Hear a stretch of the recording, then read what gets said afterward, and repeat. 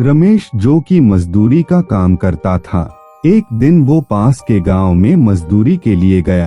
काम खत्म होने के बाद वो शाम के समय अपने घर के लिए लौट रहा था, पर उस दिन अचानक से बारिश होने के कारण रमेश कुछ देर उसी गांव में रुक गया।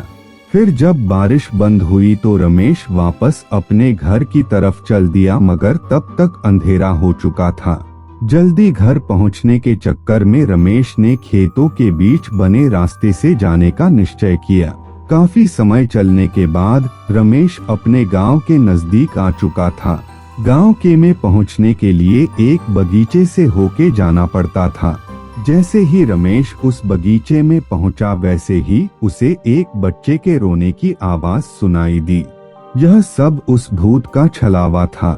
रमेश से सोचा, इतनी रात को इस बगीचे में बच्चा कैसे आ सकता है। उसने बच्चे को ढूंढने के लिए इधर उधर देखा, पर कोई नहीं दिखा। तब उसे ख्याल आया कि हो सकता है कोई औरत किसी काम से बगीचे में अपने बच्चे को साथ लेके आई होगी, इसलिए वो अपने घर की तरफ चल दिया। पर जैसे जैसे वो आगे बढ़ते जा रहा था, बच्चे के रोने की आवाज उसे और जोरों से सुनाई देने लगी। रमेश ने फिर सोचा, हो सकता है वो औरत किसी परेशानी में फंस गई होगी, मुझे मदद करनी चाहिए। फिर जिधर से आवाज आ रही थी, रमेश उधर ही जाने लगा। कुछ दूर पहुंच के उसने देखा, एक 6-7 महीने का बच्चा एक पेड़ के नीचे लेटा हुआ है और वही रो रहा है। रमेश तुरंत उस लड़के के पास पहुंचा और जोर जोर से आवाज देने लगा, कौन है यहाँ पे, किसका बच्चा है ये? मगर किसी ने आवाज नहीं दी। ये भूत का छलावा था, इसे रमेश समझ नहीं पाया। रमेश ने सोचा, शायद इसकी माँ यही आसपास कहीं बेहोश हो गई होगी, इसलिए बोल नहीं रही। फिर रमेश ने पूरे बगीचे को छान मारा, मगर उसे वहाँ पे कोई भी नहीं दिखा। अब रमेश ने गुस्से में चिल्लाया, कौन यहाँ बच्चा रख के चला गया है? मगर किसी की आवाज नहीं आने के कारण रमेश ने वही रुकने का फैसला किया कि देखता हूँ कौन यहाँ अपने छोटे से बच्चे को रख के चला गया है। थोड़ी देर में तो आ ही जाएगा, फिर उसे डांटूंगा। मगर काफी देर बीत जाने के बाद भी उस बच्चे को लेने के लिए वहाँ पे कोई नहीं आया। अब रमेश समझ चुका था कि शायद कोई जानबूझ के अपना बच्चा यहाँ पे छोड़ के गया है। तब रमेश ने उस बच्चे को गोद में उठाया और घर की तरफ चलने लगा। रमेश रास्ते भर चिल्लाते हुए जा रहा था, कैसे कैसे लोग रहते हैं यहाँ पे, अपने ही बच्चे को अकेला छोड़ के चले गए। गुस्से से वो पूरे रास्ते बड़बड़ाते हुए जा रहा था। तभी रमेश को ऐसा लगा कि उसे चलने में दिक्कत हो रही है, क्योंकि बच्चा बहुत भारी लग रहा था।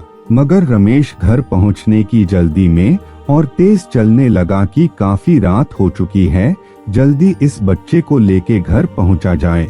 कुछ कदम चलने के बाद रमेश को ऐसा महसूस हुआ जैसा बच्चे का वजन बहुत ही ज्यादा बढ़ चुका है और वो बच्चे की उठा के चल नहीं पा रहा था। जैसे ही रमेश ने बच्चे की तरफ देखा, उस बच्चे की एक आंख बाहर की ओर लटक रही थी और उसके पैर जमीन तक टच होने ही वाले थे और बच्चा रमेश को देख के हंस रहा था। रमेश इतना देखते ही डर के मारे उस बच्चे को फेंक दिया। फेंकने के बाद वो बच्चा जमीन पे नहीं गिरा, बल्कि जमीन से थोड़ा ऊपर ही लटकने लगा और जोर जोर से हंसते हुए बोला, क्या हुआ, मुझे अपने घर नहीं ले जाएगा? तू पूछ रहा था ना कि मैं किसका बच्चा हुआ, थोड़ा देर और गोद में रखता तब तुझे बताता किसका बच्चा हुआ मैं। इतना सुनते ही रमेश वहाँ से तुरंत भागने लगा और अपने घर पहुँचा। मगर उसने ये बात किसी को नहीं बताई ताकि घर वाले भी न डर जाएं। जैसे तैसे उसने खाना खाया और सोने लगा। अभी रमेश को हल्की नींद लगी ही थी कि फिर घर के बाहर से उस बच्चे के रोने की आवाज आने लगी। रमेश ने डर के मारे उठ गया। धीरे धीरे वो आवाज और तेज होने लगी। उसने अपने घर वालों को जगाया और सबको उस घटना के बारे में बताया। फिर उसने कहा, वो बच्चा अभी भी घर के बाहर रो रहा है, मगर बच्चे के रोने की आवाज किसी को सुनाई नहीं दे रही थी। वो आवाज बस रमेश को ही आ रही थी। उसके बाद रमेश के घर वालों ने गांव के ही एक बाबा को बुलाया, जिन्होंने रमेश का इलाज किया और उसके हाथों में धागे बांधे, जिसके बाद रमेश को उस बच्चे के रोने की आवाज आनी बंद हो गई। फिर रमेश उस रात आराम से सो पाया। आपको हमारे वीडियो पसंद आते हैं तो हमारे वीडियो को लाइक, शेयर और हमारे चैनल को सब्सक्राइब करें। Thanks for watching. तब तक के लिए अलविदा।